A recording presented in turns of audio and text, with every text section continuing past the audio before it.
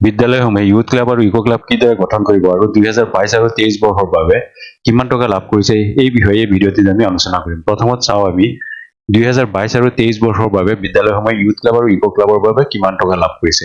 LP স্কুলসমূহে 5,000 টকা লাভ কৰিছে, UP স্কুলসমূহে 15,000 টকা লাভ কৰিছে আৰু ছেকেণ্ডাৰী লেভেলৰ স্কুলসমূহে 24,850 টকা লাভ কৰিছে। এতিয়া ইউথ ক্লাব আৰু ইকো ক্লাব গঠন কৰিব হলে বিদ্যালয়ত এজন নডেল টিচাৰৰ প্ৰয়োজন আছে। গতিকে বিদ্যালয়ৰ প্ৰধান শিক্ষকজনে এজন নডেল টিচাৰ সিলেক্ট কৰিব লাগিব আৰু নডেল টিচাৰজন সিলেক্ট কৰোঁতে প্ৰথমত চাব লাগিব যে বিদ্যালয়ত কোনোবা সায়েন্স টিচাৰ আছে নেকি। যদি সায়েন্স টিচাৰ আছে তেনেহলে তেখেতক নডেল টিচাৰ হিচাপে সিলেক্ট কৰোঁতে প্ৰাধান্য দিব লাগিব। এতিয়া নডেল টিচাৰ সিলেক্ট কৰাৰ পিছত বিদ্যালয়ত কিছুমান হাউস গঠন কৰিব লাগিব। এই হাউসসমূহ গঠন কৰোঁতে চাব লাগিব যদি বিদ্যালয়ত যদি এলপি স্কুল হয় তেনেহলে মিনিমাম 3টা হাউস গঠন কৰিব লাগিব, যদি ইউপি স্কুল হয় তেনেহলে মিনিমাম 5টা হাউস গঠন কৰিব লাগিব আৰু যদি ছেকেণ্ডাৰী লেভেলৰ স্কুল হয় তেনেহলে মিনিমাম 7টা হাউস গঠন কৰিব লাগিব।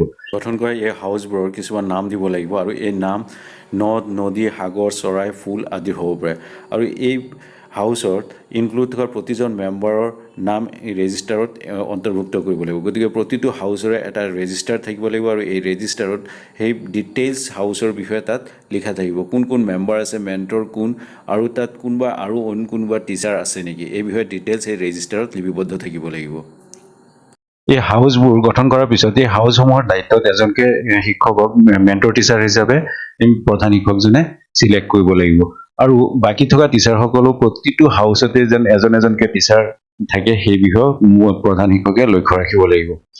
এতিয়া এই হাউসসমূহ গঠন কৰাৰ পিছত গোটেই বছৰ জুৰি যিবোৰ নেকি ক্ৰিয়াকলাপ ইউথ ক্লাব আৰু ইকো ক্লাবৰ কৰিবলগীয়া আছে সেই বিষয়ে এটা আলোচনা চক্ৰ পাতিব লাগিব। এই মিটিংটোত কনচাৰ্ন চিআৰচিচি, এছএমডিচি বা এছএমচিৰ মেম্বাৰ, স্কুলৰ হেড টিচাৰ, নডেল টিচাৰ আৰু মেণ্টৰ টিচাৰ আৰু বাকী শিক্ষকসকল উপস্থিত থাকিব। এইসকলে মিলি গোটেই বছৰজোৰা ইউথ ক্লাব আৰু ইকো ক্লাবৰ কৰিবলগীয়া ক্ৰিয়াকলাপৰ প্লেনিং কৰিব। মেণ্টৰ টিচাৰে ইউথ ক্লাব আৰু ইকো ক্লাবৰ যিবোৰ নেকি ক্ৰিয়াকলাপ চলিব এই ক্ৰিয়াকলাপবোৰ চলাই লৈ যোৱাৰ সময়ত নডেল টিচাৰৰ সৈতে আলোচনা কৰি বা বাকী টিচাৰসকলৰ সৈতে আলোচনা কৰি এই ক্ৰিয়াকলাপবোৰ চলাই লৈ যাব।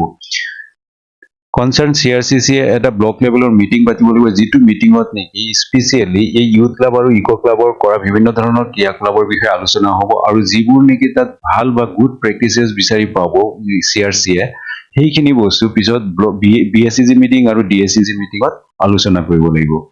এই গোটেই বছৰজোৰা কৰা ইউথ ক্লাব আৰু ইকো ক্লাবৰ যিবোৰ এক্টিভিটি কৰা হৈছে সেই এক্টিভিটিসমূহৰ ফটোৰ সৈতে এটা ৰিপৰ্ট মজুত ৰাখিব লাগিব।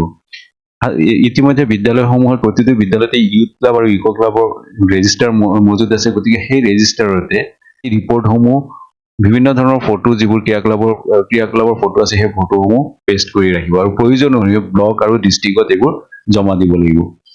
ইউটিলাইজেশ্যন চাৰ্টিফিকেট জমা দিয়াৰ সময়ত এই ইউথ ক্লাব আৰু ইকো ক্লাবৰ কৰা বিভিন্ন ধৰণৰ ক্ৰিয়াকলাপৰ ফটোগ্ৰাফ বা ভিডিঅ' ডিষ্ট্ৰিক্ট লেভেলত বা ব্লক অফিচত জমা দিব লাগিব। গতিকে এইদৰে ইউথ ক্লাব আৰু ইকো ক্লাব এখন বিদ্যালয় গঠন কৰিব আৰু ইউথ ক্লাব আৰু ইকো ক্লাবৰ লগত জড়িত যিবোৰ এক্টিভিটি আছে সেই এক্টিভিটিবোৰৰ বিষয়ে আমি পৰৱৰ্তী ভিডিঅ'ত আলোচনা কৰিম। ধন্যবাদ।